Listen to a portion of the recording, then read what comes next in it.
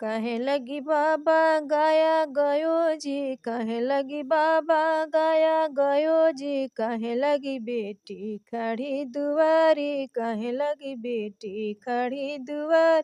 कहे लगी पापा गाया गयो जी, कहे लगी पापा गाया गयो, कहे लगी बेटी खड़ी दुआरी, कहे लगी बेटी खड़ी दुआर, जोग लगी बाबा गाया गयो जी, जोग लगी बाबा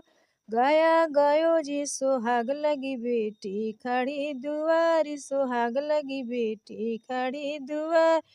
जोग लगी पापा गाया गयो जी, जोग लगी पापा गाया गयो जी, सुहाग लगी बेटी खड़ी दुआरी, सुहाग लगी बेटी खड़ी दुआरी,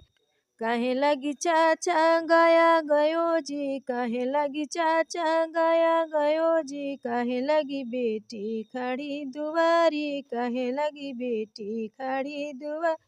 कहे लगी भैया गाया गयो जी, कहे लगी भैया गाया गयो जी, कहे लगी बेटी खड़ी दुआरी, कहे लगी बेटी खड़ी दुआरी, जोग लगी चाचा गाया गयो जी, जोग लगी चाचा गाया गयो जी, सुहाग लगी बेटी खड़ी दुआरी, सुहाग लगी बेटी खड़ी दुआर, जोग लगी भैया गाया गयो जी, जोग लगी भैया गाया गयो जी, सुहाग लगी बेटी खड़ी दुआरी, सुहाग लगी बेटी खड़ी दुआरी।